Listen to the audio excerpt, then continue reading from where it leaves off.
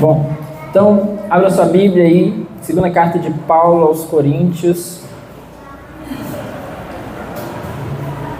Ano passado, no primeiro semestre do ano passado, nós expusemos aqui a primeira carta de Paulo aos Coríntios. E agora nós vamos para a segunda carta.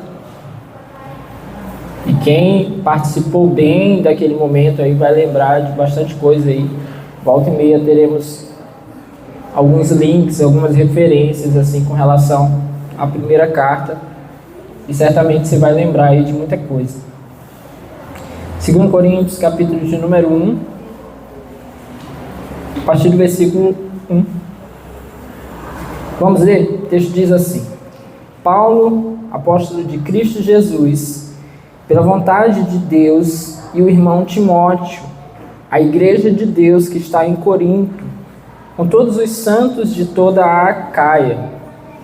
A vocês, graça e paz da parte de Deus, nosso Pai, e do Senhor Jesus Cristo.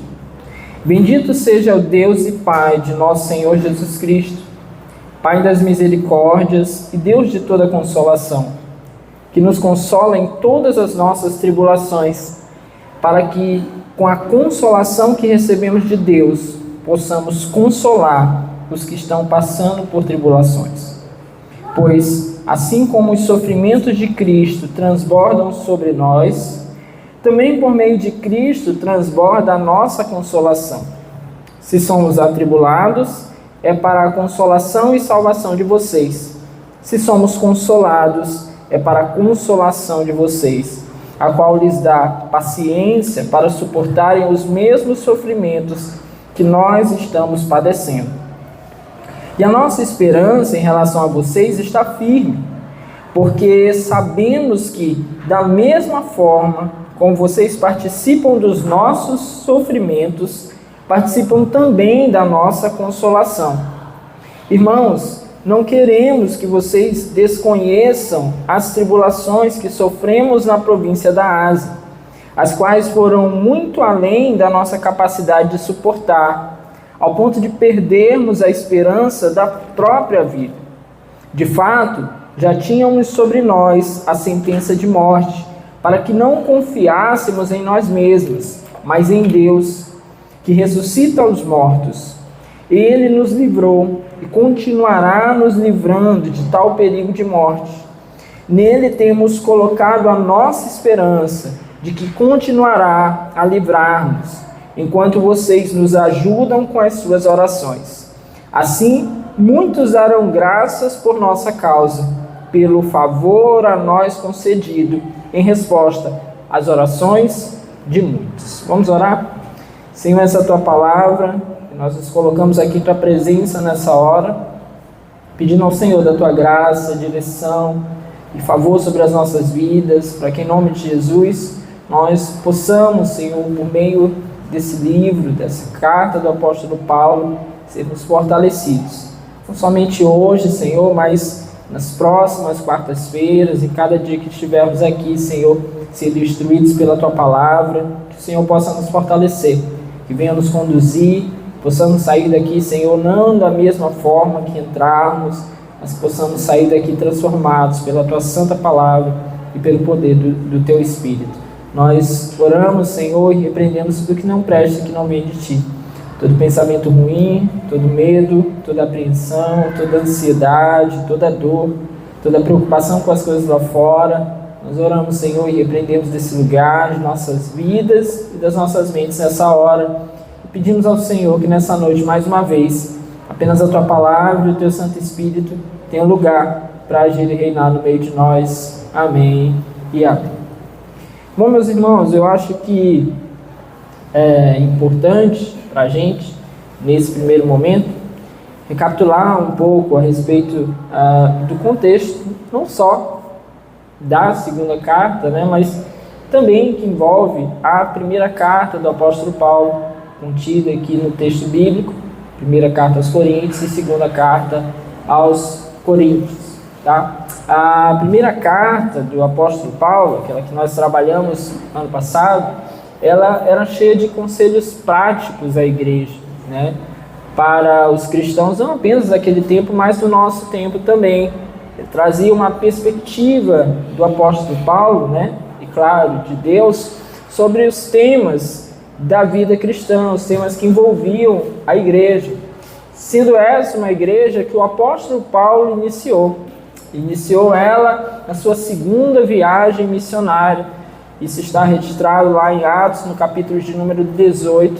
Paulo passou ali 1 ano e meio com as pessoas daquela cidade, onde muitos acabaram se convertendo, foram conduzidos a Cristo, e ali então se iniciou essa igreja. Paulo depois vai para Éfeso, e alguns anos depois ele escreve então aquilo que para nós ficou conhecido como a primeira carta do apóstolo Paulo aos Coríntios. Porém, provavelmente já havia uma outra carta do apóstolo Paulo anterior. Então, para nós, a primeira carta, segundo o cânon bíblico, que está registrado na Bíblia, para nós ela é reconhecida sim, primeira carta, mas na prática, na realidade, Paulo já havia escrito uma outra carta de orientação àqueles irmãos. E aquilo que nós conhecemos como primeira carta era, na verdade, já uma resposta do apóstolo Paulo a dúvidas, questionamentos que aqueles irmãos tinham e que levaram até o apóstolo Paulo por meio de uma irmã. E aí Paulo responde a eles amorosamente acerca das diversas questões, dos diversos problemas que estavam acontecendo ali naquela igreja. A igreja de Corinto era uma igreja normal, cheia de problemas, cheia de dificuldades. Em especial, era uma igreja muito marcada pelos cismas, pelas divisões no meio daquela igreja. Ao mesmo tempo que eles tinham muito da cultura, daquilo que os gregos, Corinto era uma cidade grega, próxima a Atenas, então eles carregavam muito dessa, eu diria que uma paixão pela cultura, e eles trazem isso para o meio da igreja. Então eles gostavam de ter bons mestres, boas orientações, e tiveram bons mestres. O apóstolo Paulo, Timóteo esteve por lá, Apolo, que também foi um grande mestre da igreja. Então eles tiveram essas orientações, porém eles traziam também para dentro da igreja as divisões, e essas divisões acabaram trazendo muitos problemas. Então, na primeira carta aos Coríntios, nós vamos encontrar diversos problemas, em geral, causados pelas divisões. Então, faltava à igreja muita maturidade, faltava à igreja uma forma de perceber corretamente as coisas. Na prática, meus irmãos, na nossa vida cotidiana, enquanto igreja, muitos problemas que ocorrem em nosso meio, eles decorrem justamente disso, da nossa falta de uma percepção, de um olhar correto, bíblico, sobre as questões da nossa vida. A gente acaba muitas vezes sendo conduzido pelas nossas carnalidades. E assim estavam sendo conduzidos ali aqueles irmãos. Paulo então trata com eles diversas questões, inclusive tem entre essas questões uma questão muito séria. Havia um homem que no meio da igreja, que estava de alguma forma conduzindo, entre aspas, um levante contra Paulo. Ele se colocava contra o ensino do apóstolo Paulo, e a igreja estava aceitando de alguma maneira o fato de que ele estava tendo relações sexuais com a sua madrasta, Então, uma relação incestuosa no meio de uma família, de dentro da igreja, e de alguma forma algumas pessoas da igreja estavam fechando os olhos para aquilo ali. Então esse foi um dos problemas sérios que o apóstolo Paulo acabou tratando na primeira carta. Nós vamos ver que nessa segunda carta, Paulo vai acabar se referindo a isso também. Mais à frente nós vamos perceber isso, e nós vamos ver as questões que acabaram levando o apóstolo Paulo a escrever essa segunda carta. Só que é importante perceber isso, que esse contexto, todo o contexto presente na primeira carta, ele ainda é presente aqui. Não faz tanto tempo, não faz tantos anos que Paulo escreveu a primeira carta.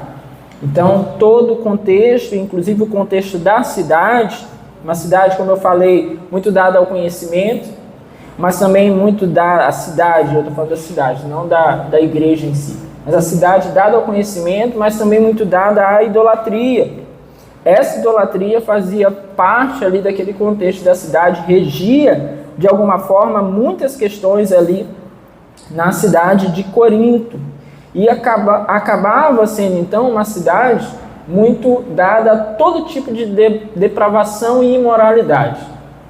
Era uma das marcas ali então da cidade de Corinto. Ao ponto que a palavra, o termo Corinto, ele acabou sendo, dentro do dialeto grego, utilizado para se referir a pessoas bêbadas e imorais. Então era uma forma de se referir a pessoas que viviam na imoralidade, que eram corintos ou coríntios, ou corintianos, não, estou brincando.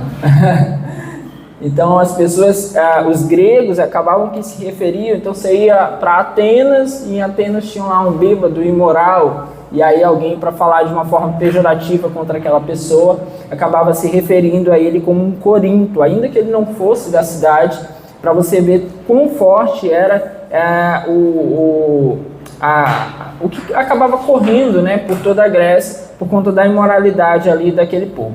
Então essas são algumas questões ali dadas sobre esse contexto da cidade. E uma coisa que eu gosto sempre de falar, especialmente nas cartas, a gente vai perceber que a igreja cristã agora, ela é relacionada com a cidade. Então você não tem várias igrejas, você tem a igreja cristã, você tem uns cristãos ali. Então é como se fosse hoje a igreja de São Luís, a igreja de Imperatriz, a igreja de Balsas. Então você não tem várias igrejas, não tem várias denominações. Então acaba se referindo assim. Então é importante a gente diferenciar um pouquinho o que são as questões da cidade e o que são as questões da igreja que estava naquela cidade. Lembrando também que, isso até os dias de hoje, muitas das questões que fazem parte da vida cotidiana das cidades, elas acabam de alguma forma influenciando a igreja. A igreja acaba sendo influenciada pelas questões da vida cotidiana. Então você vai para uma cidade muito dada à idolatria, de alguma forma as pessoas que se convertem, quando elas chegam na igreja, elas têm dificuldade de abandonar a idolatria. Se você está numa cidade muito violenta, muito agressiva, e eu não estou falando só da violência, de pegar uma arma e assaltar, mas vamos dizer de pessoas agressivas. Já foi uma cidade que chega lá, parece que todo mundo é zangado, todo mundo é meio turrão, Então, quando essas pessoas vão para a igreja, elas chegam na igreja e elas têm uma dificuldade de lidar com aquilo também. Então, é mais ou menos assim que acabavam sendo as questões ali nesse primeiro século. As igrejas se formavam, pessoas começavam a conhecer o evangelho, convertiam, eram batizadas, porém, muitas vezes, aqueles problemas que faziam parte da cidade, eles eram carregados juntos para dentro da igreja. E muitas vezes os apóstolos precisavam, então, ficar lidando com essas questões que estavam ali presentes no meio da igreja. Agora, mais especificamente falando sobre a segunda carta aos Coríntios, essa aqui provavelmente é a carta mais pessoal do apóstolo Paulo. Ele vai tratar de muitas questões da sua vida pessoal com aqueles irmãos. E é uma carta de sua autoria praticamente inquestionável. Acho que a gente já falou aqui em outros momentos, outras cartas que teólogos em algum momento da história questionaram a autoria das cartas, mas essa segunda carta é praticamente inquestionável, que Paulo realmente tenha sido o autor dela, até por conta da sua ligação com a primeira carta e com outros relatos contidos, inclusive no livro de Atos. E não tem nem um outro livro no Novo Testamento que nós vamos perceber por seus autores, nem pelo apóstolo Paulo, uma angústia emocional tão grande. A gente vai perceber assim que Paulo está aqui bem angustiado, ele está bem tomado aqui por uma forte emoção. Mais à frente a gente vai conseguir também perceber o porquê Paulo está assim. Consequentemente também, talvez esse seja uma das suas cartas menos sistemáticas, menos como é que eu posso dizer, menos teológica. Paulo não divide ela muito assim em assuntos. Ele vai falando das coisas. E aí a gente vai perceber que essa carta ela é maravilhosa porque ela parece muito com a gente. Tem hora que ela está mais tranquila, está mais emotiva. Tem hora que parece que Paulo está descendo uma montanha russa, assim, de tanto que ele parece que passa uma emoção muito mais forte diante de algumas outras questões. Parece que ele está tratando com aqueles irmãos com candura, com uma doçura, e outras horas parece que ele está querendo ali esganar aqueles irmãos ali. Então, parece também muito com a gente. Muitas vezes a gente, em algum momento, a gente está mais tranquilo, com outras questões a gente está mais vibrante. Então, Paulo tem muito disso também nessa sua segunda carta. E ele escreve essa segunda carta na sua terceira viagem missionária. Como eu disse, a primeira foi escrita na sua segunda viagem missionária. Agora ele está na sua terceira viagem missionária. É possível que Paulo talvez estivesse presencialmente em Corinto antes dela, teria ido lá até a cidade, passado um pouco de tempo e agora tenha escrito essa outra carta, ou não. Não tem como a gente precisar muito aí essa questão. Mas o certo é que ele está na sua terceira viagem missionária, ele está na Macedônia, isso historicamente casa com os dados ali, as informações, na verdade, que a gente encontra no livro de Atos, e Paulo agora escreve essa carta à igreja de Corinto, aquilo fica reconhecido aqui como segunda carta de Paulo aos Coríntios. Tudo certo até aqui? Tranquilo? Só para você se situar um pouquinho. Bom, sobre o conteúdo dessa carta, como eu falei, Paulo está aqui aparentemente muito emotivo. Então ele vai falar muito aqui sobre algumas coisas, as suas emoções, as suas aflições. Ele vai falar, como eu disse, sobre a necessidade da igreja perdoar aquele membro que estava na primeira carta cometendo incesto. Ao que tudo a carta nos indica, esse homem se arrependeu e agora algumas pessoas da igreja estão com resistência em relação a ele, e agora o mesmo Paulo que na primeira carta agiu de uma forma muito veemente, dizendo para a igreja até afastar aquele irmão, agora ele vai agir orientando a igreja a abraçar esse irmão que agora se arrependeu.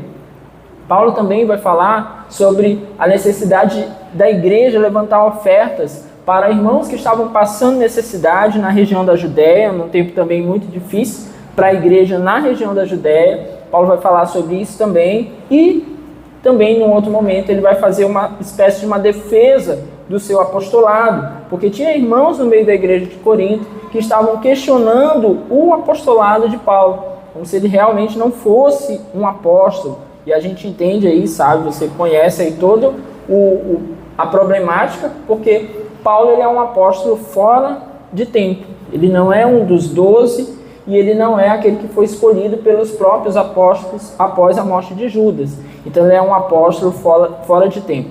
E a gente vai ver também mais à frente o porquê disso.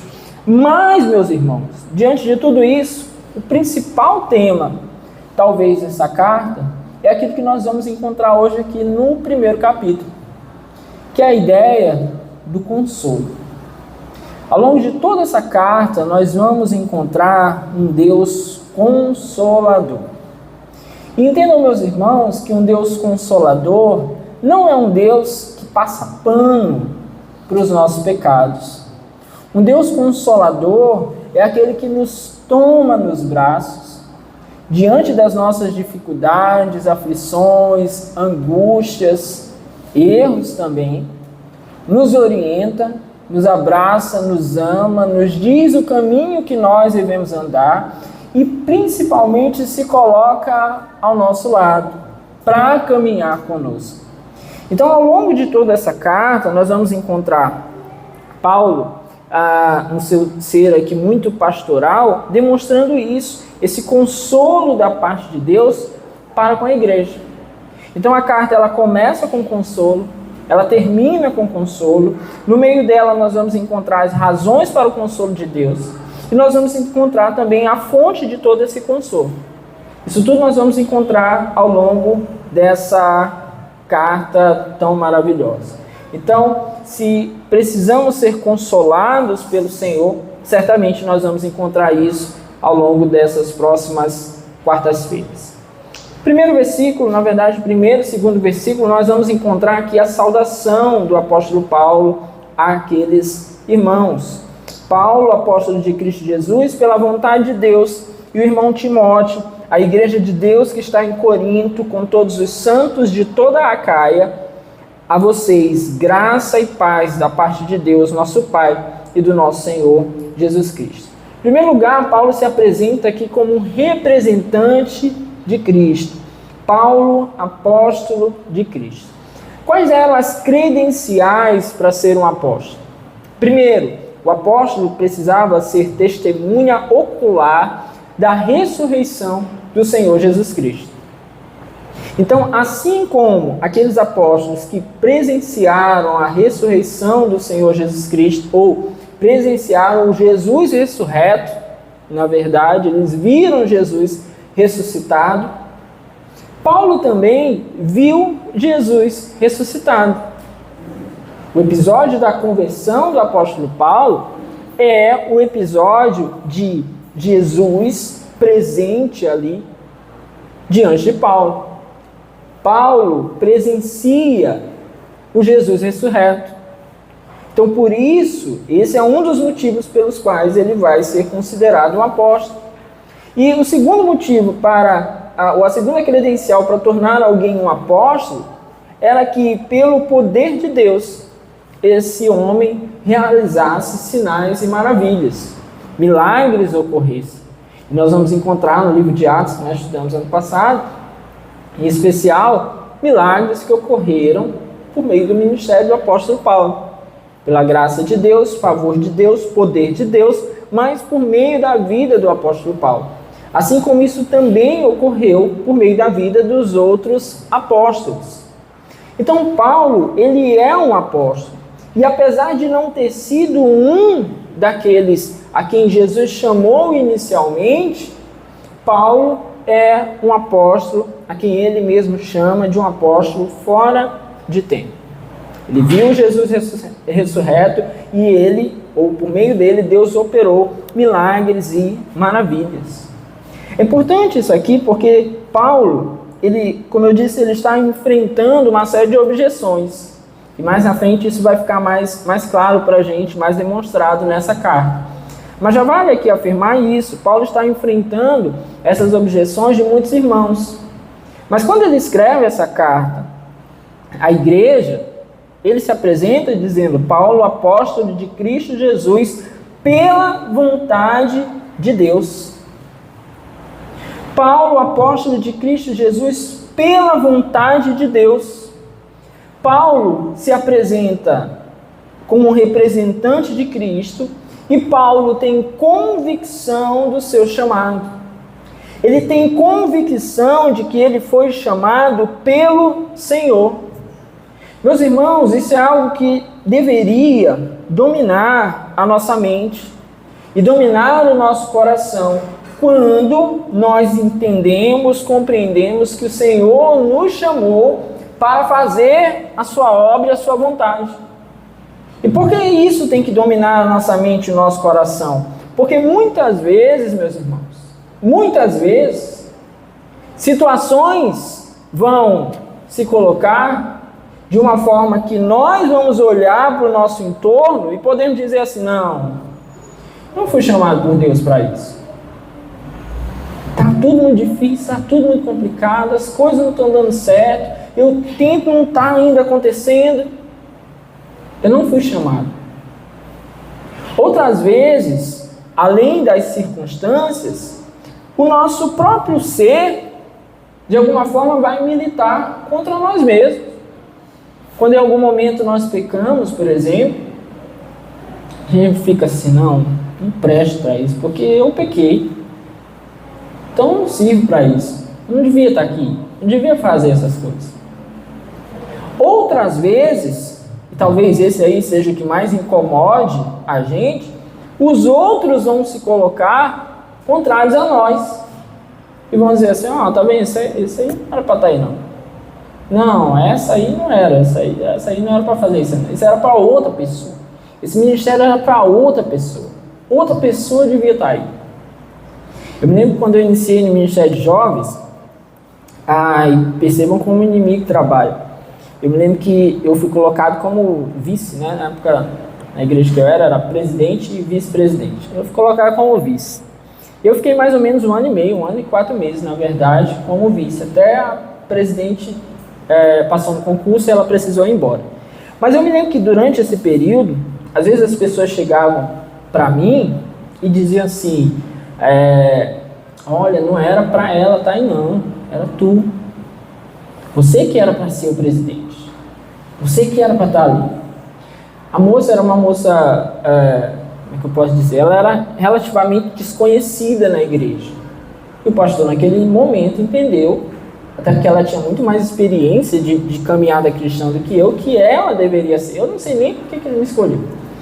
Mas enfim, ele entendeu que ela tinha mais experiência, ela tinha uma caminhada e ela devia ser a líder, né, a presidente naquele momento. E me colocou ali de vice. E eu aproveitei muito aquela experiência, aproveitei muito aquelas oportunidades. Ela era uma pessoa relativamente difícil, as coisas eram muito do jeitão dela mesmo, né?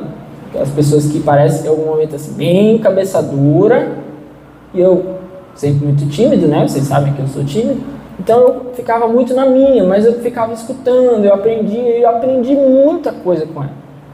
Ela tinha uma ousadia assim, muito legal, muito corajosa, então era muito do jeito dela, mas ela tinha uma coragem de tocar as coisas.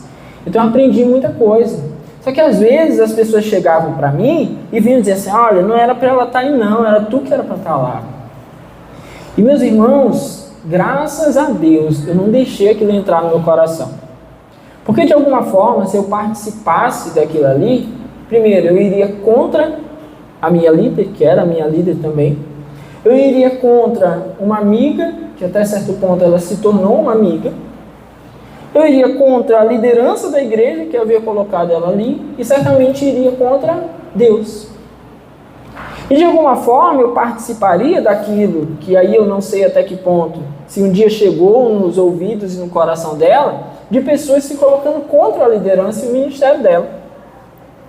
Entende? Eu seria participante daquelas questões. E eu mesmo seria tomado por essa influência que certamente não vinha de Deus, e participaria daquelas questões. Mas o Senhor me ajudou e não permitiu que aquilo entrasse no meu coração. E louvo a Deus, porque no tempo certo, da maneira dele, ela passou no concurso, como eu falei, precisou ir para outro estado, aí eu me ofereci para assumir também. Pastor, estou aqui, tá? Pode contar comigo. Aí eu me lembro que a Sofia tinha acabado de nascer. A pastor perguntou para mim assim, tu vai dar conta de sair com esse monte de menino? Eu falei, oxe, demorou. Pode deixar comigo. Mentira, todo me tremendo. E aí eu passei 3 anos e meio ainda como líder de jovens, né, da igreja que eu fazia parte. Então, meus irmãos, muitas vezes a pressão vai vir de pessoas que estão ao nosso redor. Isso acontece, né? Pessoas que às vezes olham pra gente e de repente não acham que a gente tem condições. Não acho você que quando eu assumi, todo mundo veio e me abraçou. Agora você... Não. Se levantaram aqueles que não me queriam. Se levantaram aqueles que achavam que eu não devia estar ali. Se levantaram aqueles que tiravam os jovens de lá. Não está bom, não está legal. Às vezes eu encontrava um jovem depois, e aí estava conversando, e dizia, não, é porque me disseram que o culto de jovens não está legal. Eu falei, quem te disse? Fulano. Eu falei, fulano nem vem. Fulano nem aparece aqui, como é que ele está dizendo que não está legal? Então essas coisas acontecem, e talvez seja a que mais nos machuca. Mas olha o exemplo do apóstolo Paulo. Ele escreve com a sua convicção. Paulo, apóstolo de Cristo Jesus, pela vontade de Deus.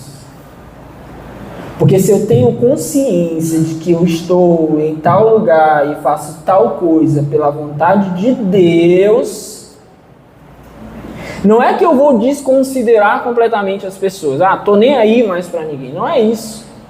Mas se eu estou pela vontade de Deus, eu entendo, olha, talvez se ainda não está tão bom, Deus ainda está trabalhando comigo, eu tenho que estar mais atento, eu tenho que estudar, eu tenho que pensar o que eu posso fazer.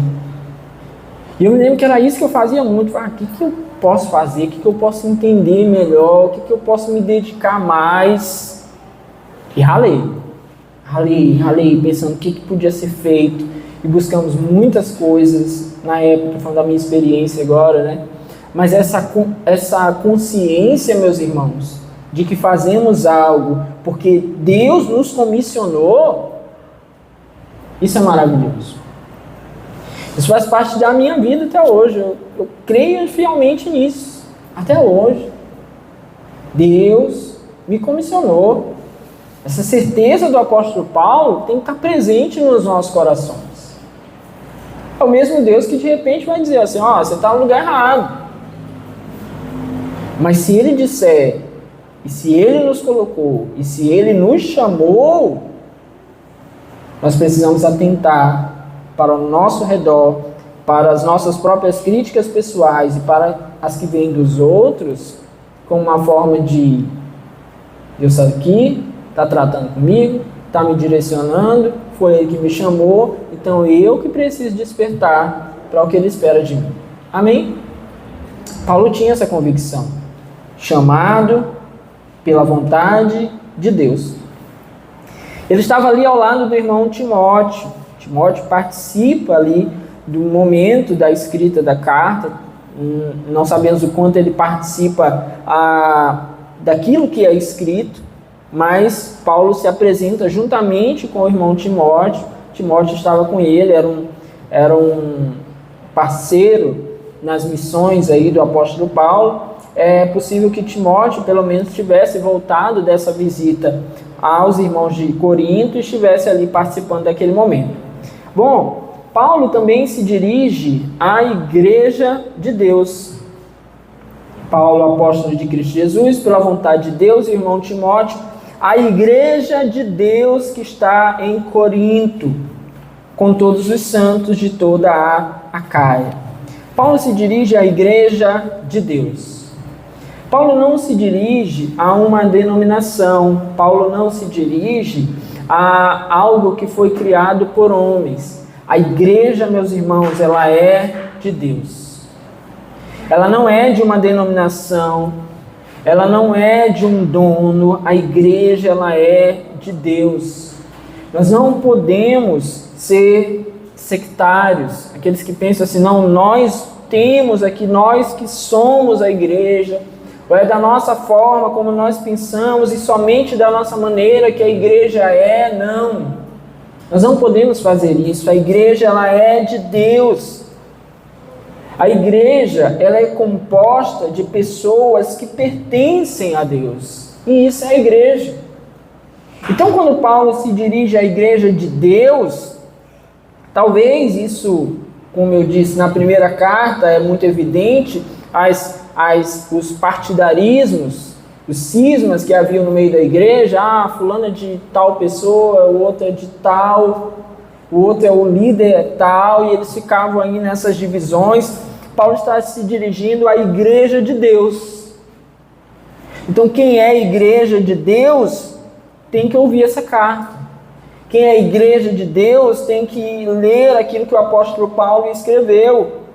E não porque é fulano ou porque é ciclano.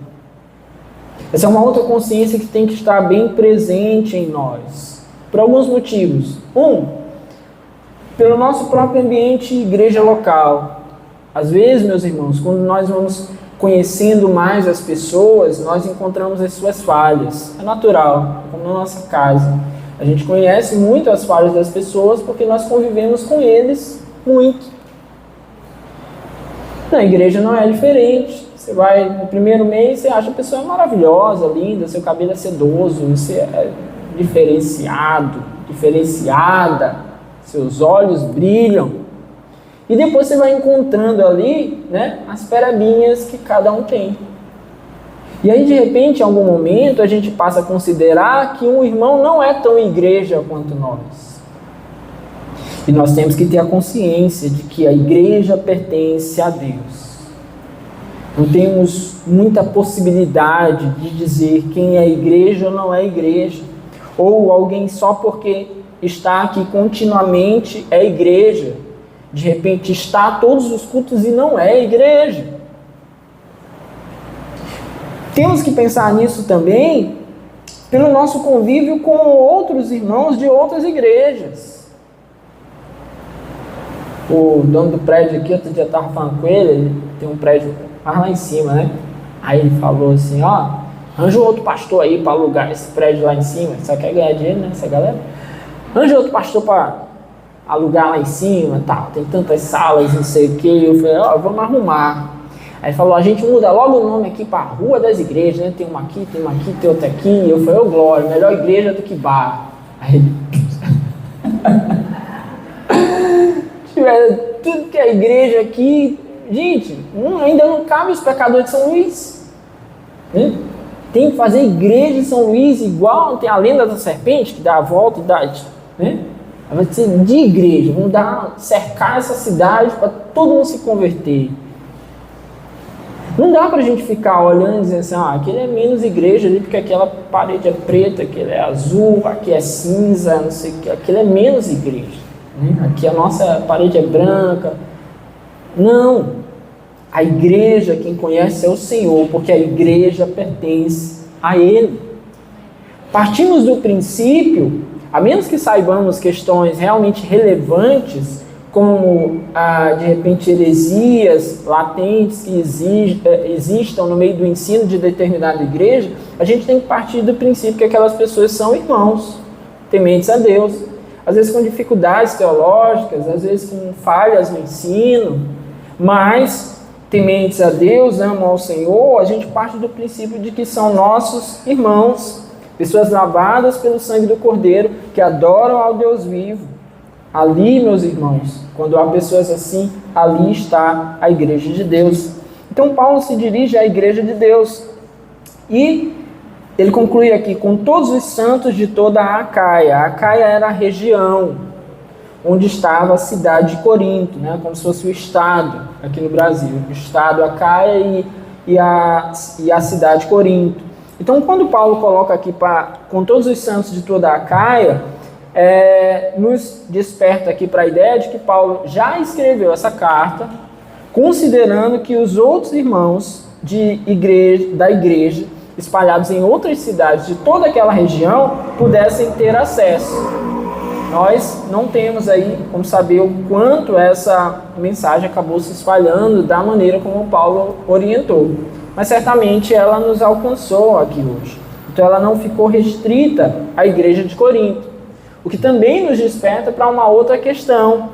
O fato de que, ainda que Paulo estivesse tratando sobre problemas da igreja de Corinto, talvez ele mesmo já pensasse assim, olha, passa nas outras igrejas aí, porque é possível que os problemas sejam todos iguais.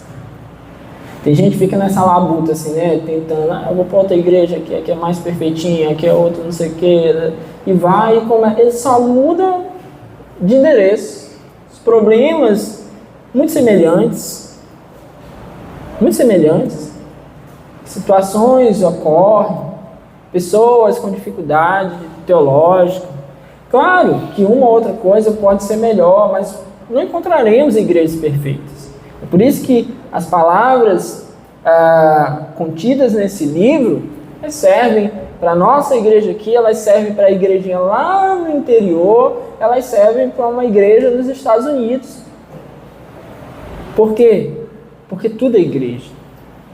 E temos as nossas falhas, as nossas dificuldades. Então Paulo não escreve exclusivamente para a igreja em Corinto, provavelmente porque considera que as outras igrejas na região também precisam entender essas questões. No versículo 2, Paulo faz a sua saudação aqui de bênção, né? Ele roga as bênçãos de Deus, ele diz a vocês, graça e paz da parte de Deus. A gente encontra isso sempre nas cartas de Paulo, nosso Pai e do nosso Senhor Jesus Cristo. Essa aqui é a bênção do apóstolo Paulo, muito presente nas outras cartas. Não vamos aqui entrar muito a fundo. Agora, nos versículos 3 e 4, nós vamos encontrar uma exaltação a Deus. Acho que eu já falei isso em outros cultos, né? Na teologia eles chamam isso aqui de uma doxologia, como se o autor parasse para exaltar a Deus. se ele parasse ali aquilo que ele está fazendo, porque ele quer glorificar a Deus. E ele faz aqui uma exaltação a Deus. Então, perceba que ele está se dirigindo a uma igreja, como eu disse, com muitos problemas. Mas ele, em vez de iniciar na sua carta exaltando, ou validando, ou já falando muito sobre os problemas, ele vai iniciar a carta enfatizando a pessoa e a obra de Deus. Isso para nós, meus irmãos, é de um valor extremo. Porque muitas vezes a gente supervaloriza os problemas. A gente supervaloriza as dificuldades. A gente supervaloriza aquilo que a gente olha e nos incomoda. E a gente esquece de glorificar a Deus por aquilo que Ele fez. Então vamos supor, isso não vai acontecer com você, mas vamos supor que você hoje chegue na sua casa e quebre o estrado da cama, tá? Sei que você está fazendo sua dieta, mas a cama está um pouquinho velha, aí quebrou o estrado da cama, aí você não dá para dormir lá na cama. Você vai pegar o colchão e você vai botar no chão. Você tem a possibilidade de ficar ali reclamando e se revirando e chateado. Por quê? Porque o colchão está no chão. Mas você pode agradecer a Deus, dizer assim: Senhor, ainda bem que não era uma beliche, eu não estava na parte de cima. Você pode dizer assim: Senhor, muito obrigado que eu estou aqui na minha casa, eu tenho onde botar o meu colchão, porque tem gente que hoje não tem onde botar um colchão, ou não tem um colchão e não tem um teto.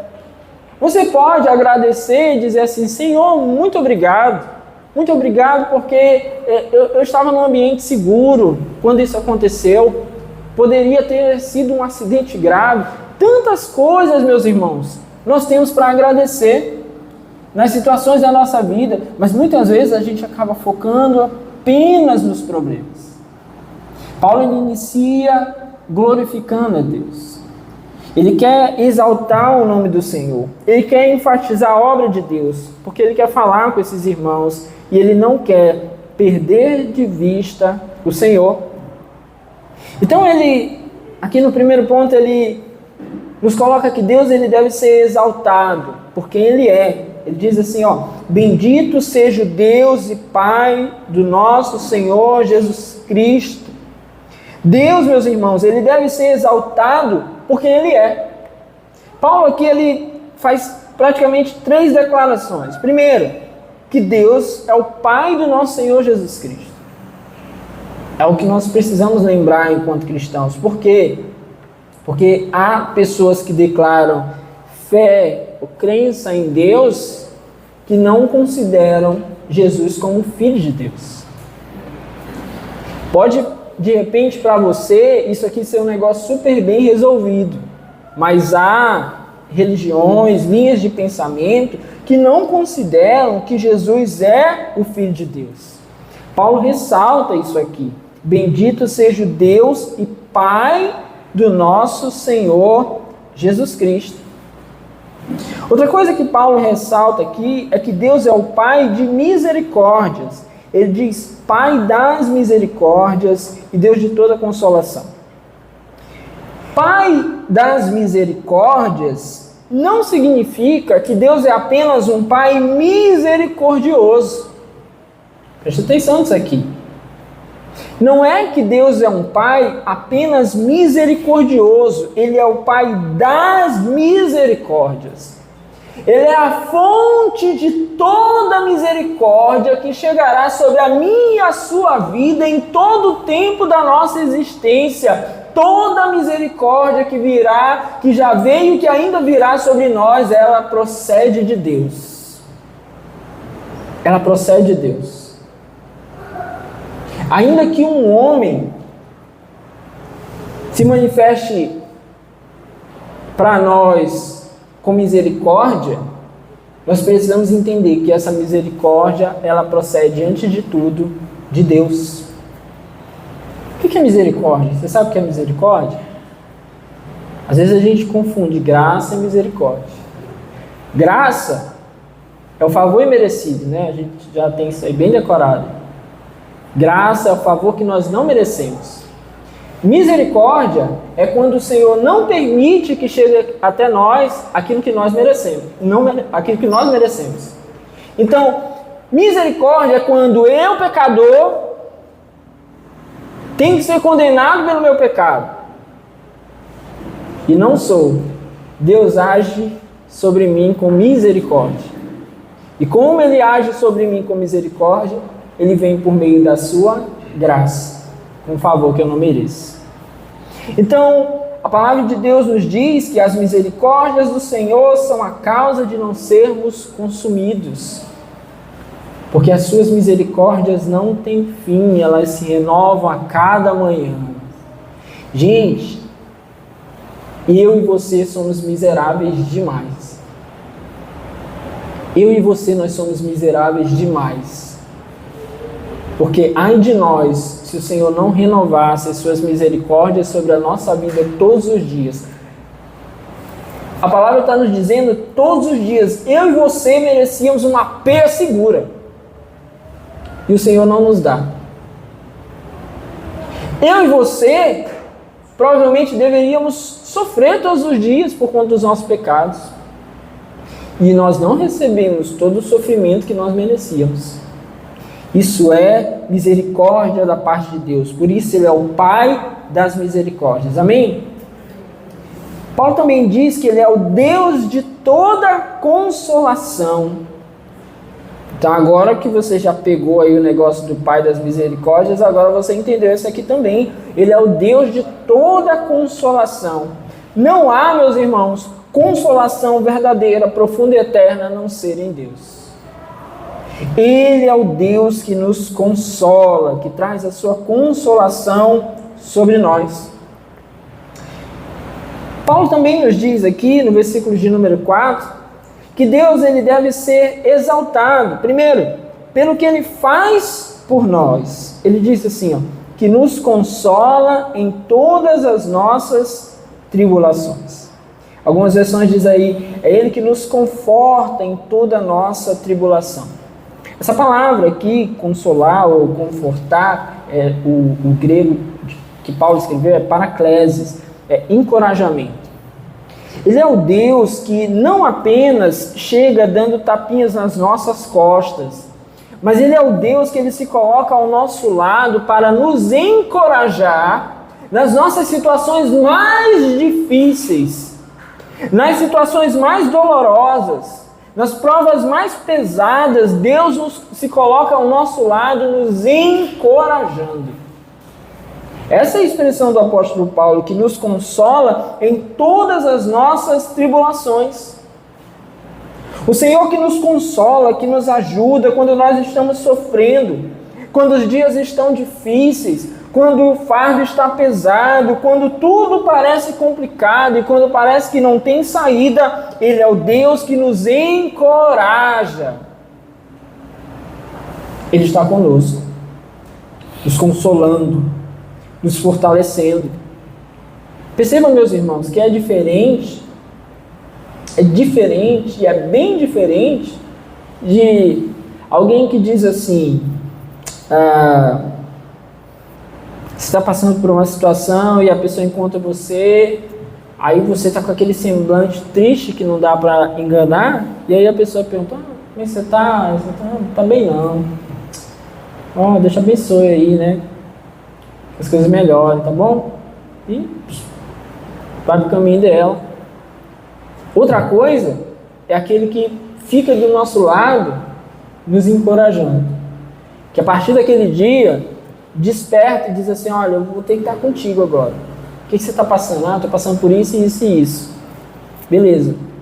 Eu não apenas vou orar por você, mas eu vou estar acompanhando você. A gente manda mensagem, te pergunta, quer saber como é que você está e, sabe, encoraja. É diferente ou não é? É diferente. Eu não estou falando com isso que aquela pessoa que talvez só encontrou você em algum momento e falou que ia orar por você e até orou, seja uma pessoa desprezível. Mas o que nós estamos vendo é que tem um peso maior. Essa pessoa que se coloca ali para nos encorajar, para caminhar conosco. E Deus é assim muito mais.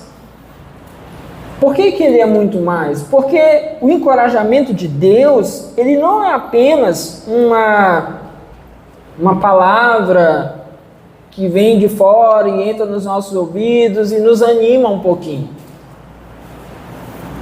Como Deus nos encoraja? Deus nos encoraja nos dando ferramentas. Deus nos encoraja nos dando treinamento. Deus nos encoraja nos dando orientações para as questões da nossa vida. Então, na nossa caminhada com Deus, de repente, em algum momento, a gente pega um baque daqueles. Aí a gente passa por aquela situação e Deus está conosco. O que Ele faz? Ele vai nos ensina, Ele vai nos dirige, abre os nossos olhos, abre a nossa mente. E daqui a pouco, lá na frente, a gente passa por uma outra situação semelhante, talvez até diferente, mas com aqueles ensinos que Deus lhe deu, você agora já está mais preparado para superar as outras questões da sua vida. E isso é maravilhoso. Isso é maravilhoso. Porque isso é algo que outras pessoas não vão conseguir fazer. O Senhor nos dá ferramentas. Não para nos deixar agora soltos aí, ou como quem diz assim, ó, já te dei a ferramenta, agora te vira. Não, Ele vai continuar conosco. Mas agora nós já estamos mais preparados, mais fortalecidos, orientados. Ele faz isso por meio da sua palavra, Ele faz isso quando nós oramos e o buscamos. Ele vai fazendo isso na nossa vida. A palavra diz que nos consola em todas as nossas tribulações. A palavra aqui, tribulação, o sentido dela original é a ideia de algo muito pesado nos esmagando. Quem é claustrofóbico aqui já deu uma, né? Eu morro de medo disso. Sabe? Soterrado. Algo muito pesado sobre nós nos esmagando. Eu não tenho como tirar. A palavra diz que Ele nos consola em todas as nossas tribulações. Ou seja, Ele está ali conosco, nos fortalece, nos ensina, nos orienta. Quando somos achatados pelos nossos sentimentos, quando as circunstâncias nos pressionam, quando tudo parece que está nos matando, o Senhor está ali conosco. Por quê, meus irmãos? O apóstolo Paulo está aqui nos mostrando que a vida cristã não é uma vida sem dor. Não será uma vida sem sofrimentos. E isso é maravilhoso. Por quê? Porque o Senhor está conosco nos sofrimentos. Ele está conosco na caminhada. Ele está conosco quando um peso, um sobrepeso, está nos pressionando. Ele caminha conosco. Tem um teólogo que diz assim, essas tribulações incluíam as provações físicas, os perigos, as perseguições e ansiedades experimentadas no desempenho da comissão apostólica do apóstolo Paulo. Por que ele falou isso aqui? Porque de repente a gente pode considerar assim, talvez Deus nos ajude então em algumas coisas. Não, o Senhor nos ajuda em todas as coisas. Então é um problema, uma provação física que nos aperta, que nos pressiona, o Senhor estará conosco nos consolando, nos fortalecendo. É uma provação por conta de perigos dessa vida, o Senhor estará conosco. São perseguições, o Senhor estará conosco. São ansiedades em relação às questões da vida, o Senhor estará conosco em todas as nossas questões. Por isso o texto diz que nos consola em todas as nossas tribulações. O Senhor nunca abandona os seus. Nunca, nunca, nunca, meus irmãos. Pode ser a noite mais triste, o dia mais sombrio, o momento mais apertado da sua vida. O peso maior sobre você, o Senhor nunca nos abandonará. Ele não nos abandona. Que nos consola em todas as nossas tribulações. O apóstolo Paulo aqui nos diz. O Senhor, Ele, antes de trabalhar por meio de nós, Ele trabalha em nós. Muitas vezes são essas tribulações que o Senhor vai utilizar para nos tratar, para nos aperfeiçoar, para nos preparar para outras questões das nossas vidas. O Senhor vai nos moldando diante das adversidades e das lutas. O Senhor vai nos dirigindo, tratando os nossos corações, a nossa mente. Nós precisamos estar preparados, ser fortalecidos. E não quer dizer que quando você vai sendo fortalecido, as situações vão diminuir em quantidade. Não. As situações podem até voltar a ocorrer, ou podem ocorrer situações novas, mas o certo é que o Senhor estará conosco, terá nos aperfeiçoado anteriormente, para que nós estejamos preparados para passar pelas novas situações. Em geral, uma vez aperfeiçoados, fortalecidos por Deus, nas novas situações, nós temos uma tendência, se tivermos compreendido o que Deus fez em nós, de passar por essas situações agora glorificando muito mais a Deus. Por quê? Porque temos aprendido com o que Ele nos ensinou. Ainda no versículo 4, Paulo vai dizer que Deus ele deve ser exaltado por aquilo que Ele faz por meio de nós. Olha o que ele diz: para que com a consolação que recebemos de Deus, possamos consolar os que estão passando por tribulações. A ideia aqui, meus irmãos, é que nós somos consolados não como um fim em nós mesmos. Nós somos consolados para sermos consoladores. Nós somos abençoados para sermos abençoadores. Há um problema que muitas pessoas acabam não percebendo nas suas próprias vidas. Que eles acabam fazendo as bênçãos de Deus, o socorro de Deus, a ajuda de Deus como um fim. Estou passando por uma situação, agora eu vou ali na igreja, vou fazer uma campanha, vou buscar Deus até resolver esse problema. Aí resolveu o problema, acabou. Aí a pessoa volta a relaxar na sua vida. E daqui a pouco, porque somos humanos e é normal que isso aconteça, vem um outro problema. Aí desespera de novo. Deixa eu ir ali até Deus, porque eu tenho que resolver esse problema. Aí ele vai lá e fica buscando Deus até que ele tem um problema sanado. Até que ele é abençoado. E ele faz disso um fim. Só que, meus irmãos, as angústias que nós passamos, elas são pedagógicas. Deus, Ele não desperdiça os sofrimentos da nossa vida. A gente tem hora que não entende. Nós ficamos desperdiçando. Deus não.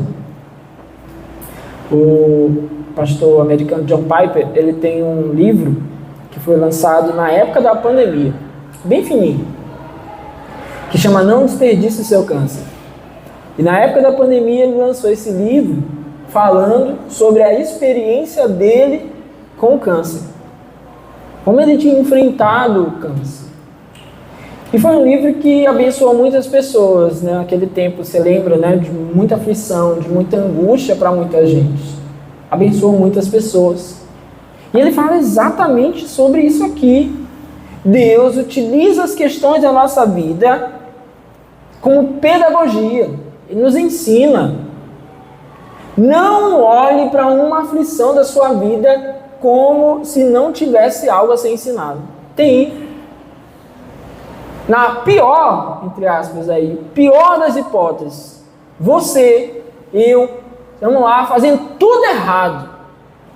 Na pior das hipóteses, Deus está nos mostrando que a gente tem que se arrepender dos nossos pecados. E muitas vezes ele fica ali, nos esmagando. Gente, às vezes, falo como pastor, e já há muitos anos como líder e pastor, às vezes é muito perceptível, não prejulgando as pessoas, mas às vezes é muito perceptível que algumas pessoas realmente passam por algumas situações em decorrência de pecado. E fica muito claro quando isso ocorre que a pessoa ali vai estar sendo esmagada para abandonar o seu pecado. É sempre? Não. Porque já tem o pessoal daquela teologia que tudo que está de ruim na sua vida é pecado. Não pensamos assim, não cremos assim, a Bíblia não fala isso. Agora, tem pessoas que fica muito evidente que estão passando por uma situação por conta de pecado. Querem teimar e querem insistir. Deus ali parece que está esmagando. Agora, outros passam por situações e às vezes a gente vai olhar para a nossa vida e dizer assim: Deus, eu estou fazendo tudo certinho. Estou tentando, me esforçando, eu tenho as minhas dificuldades, eu estou aqui. Não seria em decorrência disso. O que pode ser? A gente vai, se volta para Deus e a gente vê ali que também está sendo esmagado.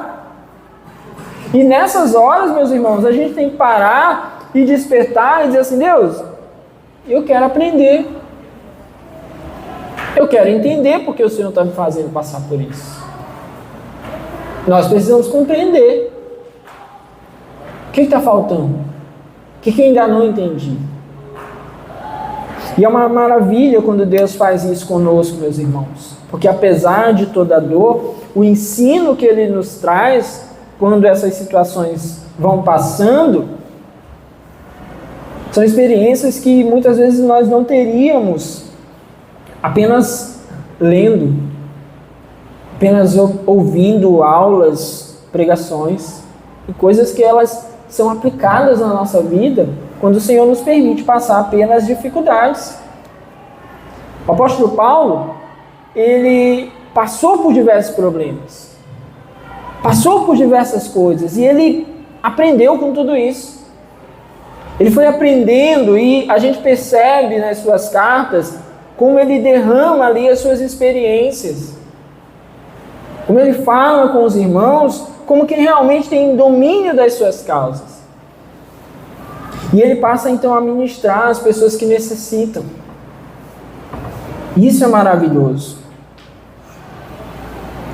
A palavra diz que possamos consolar os que estão passando por tribulações. Então, para que somos consolados? Não para nós como um fim em nós mesmos, mas para que nós possamos consolar, para que nós possamos ensinar, para que possamos ajudar. Paulo é um exemplo disso. Ele vive para a igreja, apesar das suas dores, apesar dos seus sofrimentos e das suas perseguições. Então, na medida que nós vamos sendo confortados, meus irmãos, nós precisamos despertar para a necessidade de confortar e consolar e ajudar e fortalecer os outros. Não desperdice o ensino de Deus sobre a sua vida, dos momentos de aflição. Não jogue isso fora, não. Isso tem um valor precioso para o Senhor. Tem um outro teólogo, Warren Wiersbe, que ele diz assim, que em tempos de sofrimento, quase todos nós temos a tendência de pensar apenas em nós mesmos e de nos esquecermos dos outros. Isso é preocupante. Porque muitas vezes quando nós estamos sendo pressionados, a nossa única preocupação é conosco. Só eu que estou sofrendo. Só eu que estou angustiado. Só eu que estou com problema. Agora imagine você, se eu dissesse assim, não, essa semana eu estou com muito problema e essa semana não vou pregar não. Aí você vem para cá, quarta-feira à noite, domingo à noite, chega aqui, cadê o pastor? Você não falou nada, não disse nada, não avisou nada para ninguém. Aí você vai lá, muita luta, consegue falar comigo, e aí pastor, o que foi que aconteceu? Está todo mundo aqui na igreja, não sei o quê. Galera, eu estou com meus problemas aí, tá bom? Então, paciência aí de vocês. Valeu, falou. Isso aqui é um exemplo banal. Agora, o que eu quero te trazer a pensar é que muitas vezes nós fazemos isso. O Senhor deixa cruzar pela nossa vida todos os dias pessoas que precisam de ensino, instrução, consolo, mas a gente está tão focado nas nossas questões e, se duvidar, mais do que gente de um culto inteiro a gente já abandonou por aí.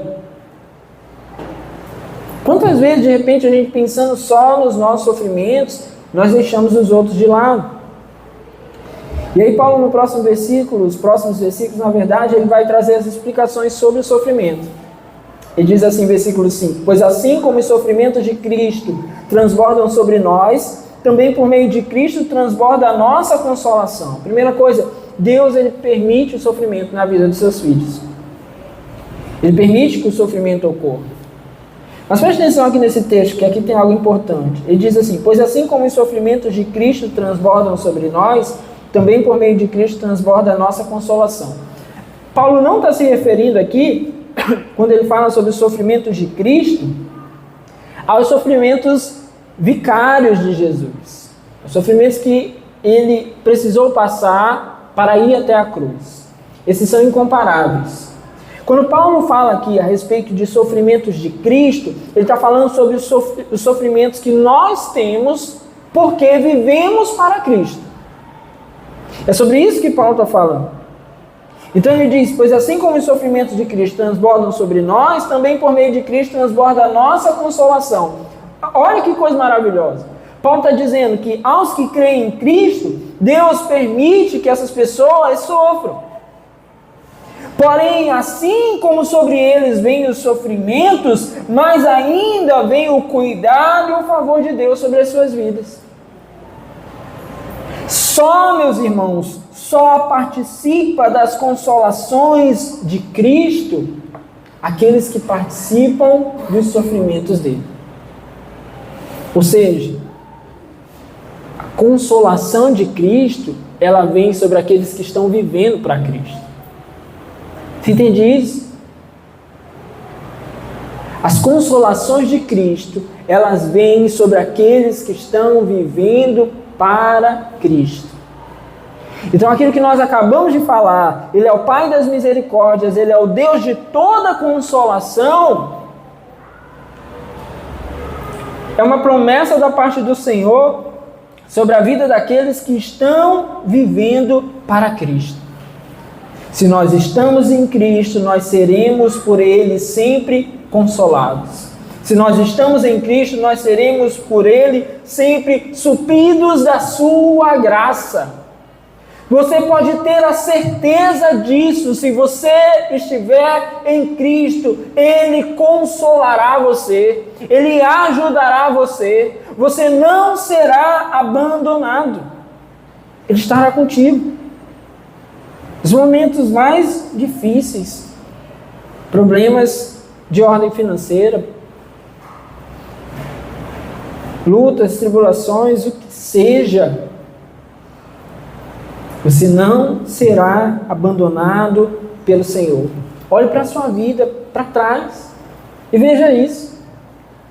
Olhe com esse olhar daquilo que a palavra nos diz aqui, perceba isso. Os sofrimentos na vida do cristão, eles não são acidentes. Como eu disse agora há pouco, eles são pedagógicos, eles nos ensinam.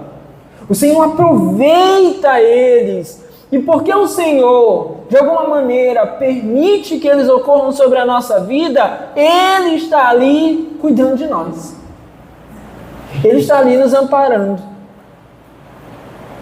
É como se Ele nos permitisse entrar num ambiente difícil, mas nas indústrias, nas fábricas, eles têm testes monitorados. Então vai lá, vai testar um carro lá, o acidente do carro. Aí vai testar com alguém dentro. Vai testar, mas vai testar. Tem toda uma segurança aqui. Ele não vai morrer. Então assim o Senhor faz. Os sofrimentos ocorrem, podem vir, mas nos ensinam, nos auxiliam e o Senhor nos concede as suas consolações. Quando a gente começa a entender isso, meus irmãos, a nossa perspectiva sobre a vida começa a mudar. Olha o que Paulo diz agora no versículo 6. Ele diz: se somos atribulados, é para a consolação e salvação de vocês. Se somos consolados, é para a consolação de vocês, a qual lhes dá paciência para suportarem os mesmos sofrimentos que nós estamos padecendo. Paulo agora vai dizer que o nosso sofrimento, ele produz consolo e salvação para os outros. E ele coloca aqui a sua própria questão. Nós estamos sofrendo para o bem de vocês. Estamos sendo atribulados para a consolação e salvação de vocês. Se somos consolados, é para a consolação de vocês. Ou seja, quando nós passamos por dificuldades, dores, lutas na nossa vida, isso, meus irmãos, de alguma forma produzirá consolação, de alguma forma produzirá salvação a outros. Já ouvi de algumas pessoas assim, inclusive pessoas aqui da igreja, e a gente fica feliz por isso. Não nos envaidece, mas a gente fica feliz. Diz assim, pastor, de alguma forma, a sua vida, a vida da sua família, me serviu de exemplo. Me fez pensar melhor nisso. Me fez entender melhor tal coisa. Me fortaleceu, enfim, fala outras coisas. Só que, para que a minha vida e a vida da minha família possa ser de alguma forma exemplo para qualquer pessoa que seja, a gente teve que catar um bocado. Teve que sofrer um monte de coisa. E volta e meia sofremos. Que enquanto estiver aqui, tem boleto para pagar. Então, se alguém olha para a gente e diz assim, olha, muito obrigado pelo exemplo, tem uma bagagem de sofrimento. Tem uma bagagem de luta. Então, mais uma vez, não desperdice seu sofrimento. Porque de alguma forma, se você entender o que Deus está fazendo com toda essa situação, de alguma forma, Paulo diz, se somos atribulados, é para a consolação e salvação de vocês. Talvez um dia por meio da tua vida, do teu testemunho, da tua perseverança. Tem gente que só o fato de ter perseverado já é um testemunho. O que? Você passou por tudo isso? Passei. Essa luta toda, passamos. Todo esse sofrimento, sim, mas estava em Cristo. Só o fato de ter perseverado já é um exemplo, já é um testemunho a outros. Paulo passou por prisões, torturas. Era um tempo difícil, muitos cristãos morriam, meus irmãos. Só que sabe o que acontecia com o evangelho? Com a igreja ia crescendo. Por quê? Porque cada irmão que continuava ali perseverante era um exemplo aos demais. Se Cristo fosse uma mentira, você acha que no primeiro século teriam tantos homens e mulheres morrendo por causa do nome dele, sem negá-lo? Cristo é uma verdade. Jesus de fato morreu e ressuscitou ao terceiro dia, e isso fez com que aqueles discípulos permanecessem fiéis. As pressões eram muitas, as lutas eram muitas, mas eles não negavam ao Senhor. Eles permaneciam. Outra coisa que nós podemos perceber aqui é que o nosso conforto, ele é instrumento de consolação para os demais crentes.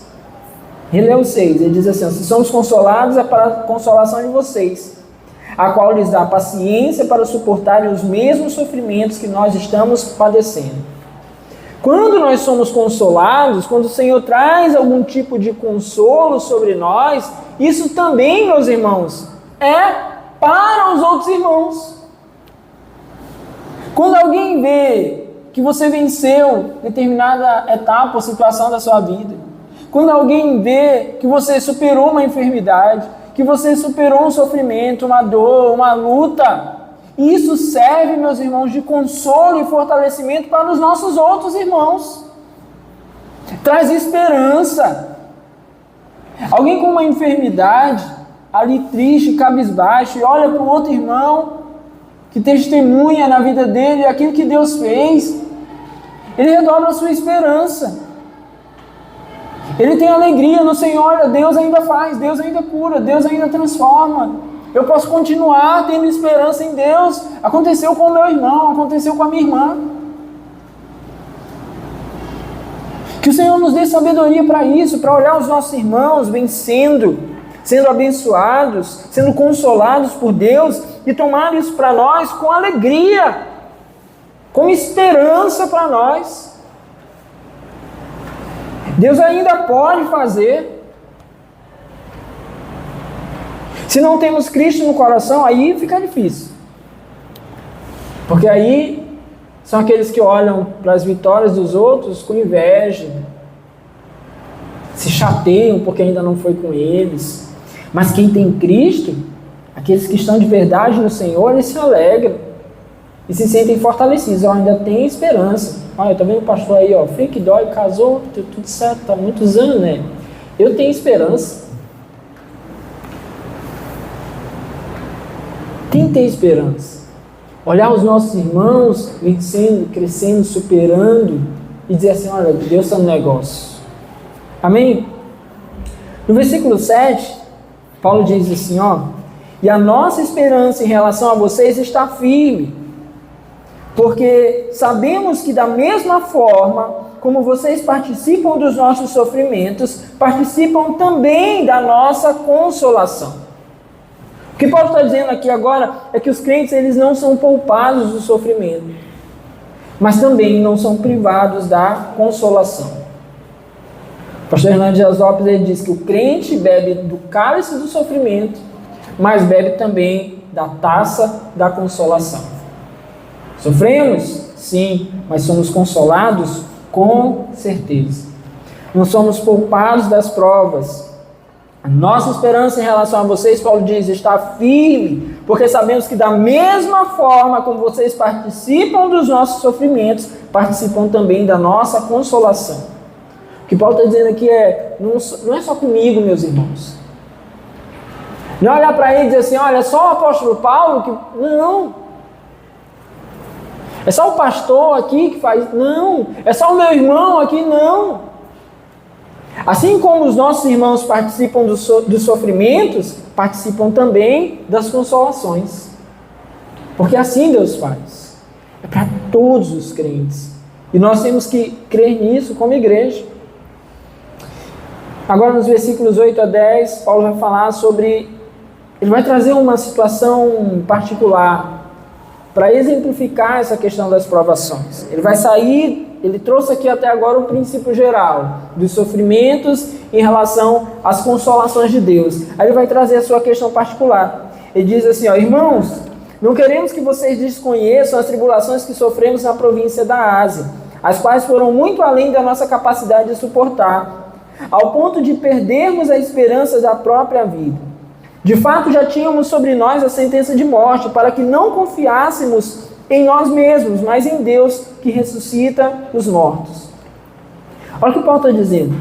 É interessante aqui porque esse relato de Paulo a gente não encontra nos outros livros. Ele está dizendo aqui que em Éfeso, né, na província da Ásia, a igreja mais evidente lá era Éfeso, ele passou por uma situação tão forte, tão extrema, que ele sente aquilo ali, ou de fato foi uma sentença de morte. Dentro da teologia tem essa pequena divergência. Será que Paulo de fato ele foi condenado à morte? Em Éfeso ele era perseguido tanto por judeus quanto por gentios. Então será que Paulo ali ele foi realmente condenado à morte? Eu imagino que talvez ele não tenha sido de fato condenado à morte, senão haveria de fato registros históricos também com relação a isso. Mas pelo menos foi uma situação que o pressionou tanto que ele se sentia condenado à morte. Uma situação tão complexa, tão pesada, tão terrível, que Paulo não via mais saída. Era essa situação que o apóstolo Paulo estava passando. E aqui ele nos dá mais algumas lições. Primeiro, os crentes mais firmes, mais consagrados, mais tops, estarão sujeitos às situações mais desesperadoras também. Porque você pode dizer assim, não, se eu for um crente muito massa, se eu for hiper tudo, eu nunca vou passar por uma situação difícil, ou se acontecer vai ser bem pequenininha. Não. O O que Paulo está nos dando aqui a evidência, pelo seu próprio exemplo de vida, é que as situações mais pesadas também podem acontecer com os crentes que mais amam a Deus. Então não olhe para Deus necessariamente como: eu estou passando por essa situação muito difícil porque eu sou muito ruim. Isso não é necessariamente uma verdade. Não tem aqui necessariamente, uma ligação entre essas duas coisas. É claro que eu vou me analisar, eu vou analisar minha vida, eu vou orar a Deus, querer saber como eu estou, se aquilo tem alguma consequência da minha vida.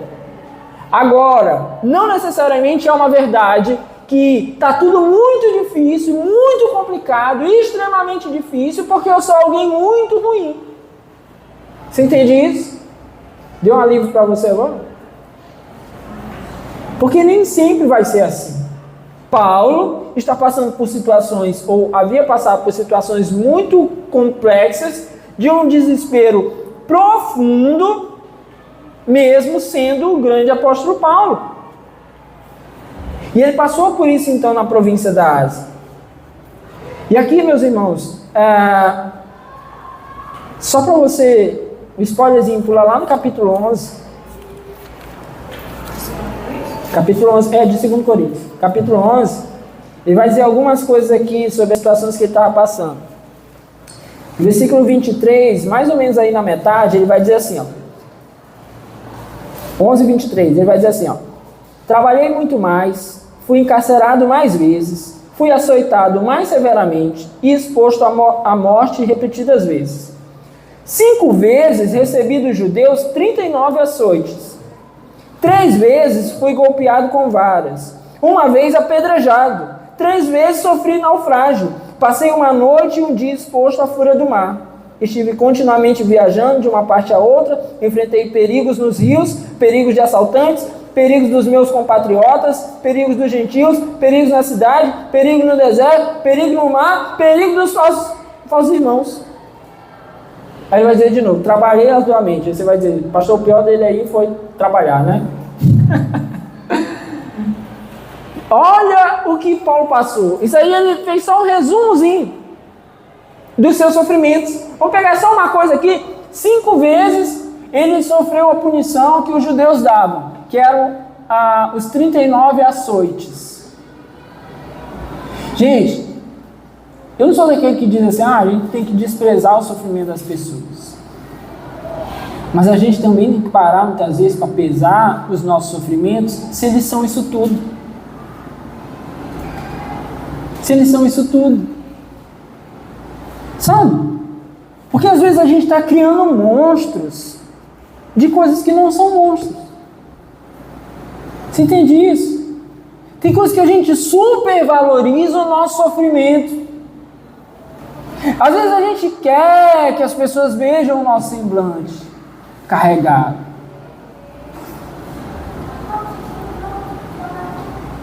Então a gente precisa parar para pensar. Será que a gente está hipervalorizando o nosso sofrimento? Eu não estou dizendo que a gente tem que olhar para o outro e desprezar o sofrimento do outro. Eu estou falando da gente mesmo, quando a gente hipervaloriza o que a gente está sentindo. Estou nem analisando o outro. Até porque essa pessoa que ela hipervaloriza o que ela tem, ela quer que o outro hipervalorize também. Passei por isso, não sei o quê. Se a pessoa não considerar igual a você, a pessoa já fica malzona. Passei por isso. Beleza, meu irmão, Deus te abençoe, tá bom? Não percebeu o meu sofrimento, não percebeu a minha dor, não percebeu a minha angústia. Você conhece alguém assim? Fica calado. Mas acontece.